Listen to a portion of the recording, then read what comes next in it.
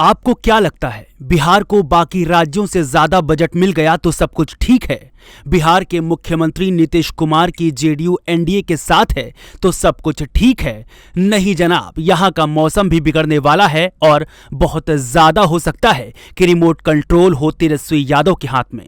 खैर, मामला कुछ यूं है कि नीतीश कुमार के विधायक गण अब लालू यादव की तारीफ करने में जुट गए हैं। जेडीयू के विधायक कह रहे हैं कि लोकसभा चुनाव में हमें हराने के लिए सभी पार्टियों ने जोर लगा दिया था, आरजेडी तो प्रतिद्वंदी थी, हमको पता ही नहीं चला कि जेडीयू बीजेपी हमारे आगे थी या पीछे। देवेश चंद्र ठाकुर के चलाए गए तीर अब बयानबाजी शुरू कर गए हैं। देवेंद्र ठाकुर ने और क्या कहा कि लोकसभा चुनाव में मुझे जीत जेडीयू और बीजेपी की वजह से नहीं मिली, बल्कि अपने 20 साल से किए गए व्यक्तिगत काम के कारण मिली है। लालू जुबान के पक्के नेता हैं। 2002 में जब पहली बार विधान परिषद का चुनाव लड़ रहा था, तब लालू यादव से मदद मांगने गया था। उन्होंने मेरी मदद की थी। लालू यादव से मेरे व्यक्तिगत रिश्ते काफी अच्छे हैं। अब आपको इसके मायने जैसे और जो निकालने हो निकाल लीजिए, मगर इतना जरूर कहा जा सकता है कि बिहार विधानसभा में जिस तरह की शांति बनी हुई है, ये आने वाले राजनीतिक तूफान का इशारा हो सकती है।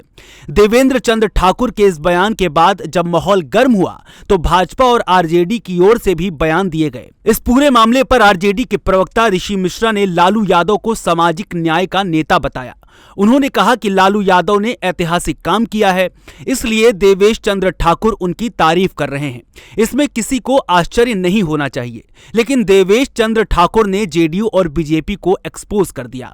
उन्होंने जेडीयू और बीजेपी का जो बेसिक कैरेक्टर है, लोगों की पीठ में छुरा मारने वाला, उसको आज एक्सपोज कर दिया। उन्होंने बता दिया कि ये दिखते तो साथ में हैं, लेकिन साथ काम नहीं करेंगे। आपको पीछे आकर आपकी पीठ में छुरा भोंक देंगे। अब ये भी जान लीजिए कि देवेश चंद्र ठाकुर हैं कौन। बता दें कि लोकसभा चुनाव 2024 के बाद से देवेश चंद्र ठाकुर लगातार सुर्खियों में हैं। इससे पहले देवेश चंद्र ठाकुर ने कहा था कि वो अपने निर्वाचन क्षेत्र से यादवों और मुसलमानों का अपने घर पर स्वागत करेंगे, लेकिन उनकी कोई मदद नहीं करेंगे, क्योंकि उन्होंने उनको वोट नहीं दिया।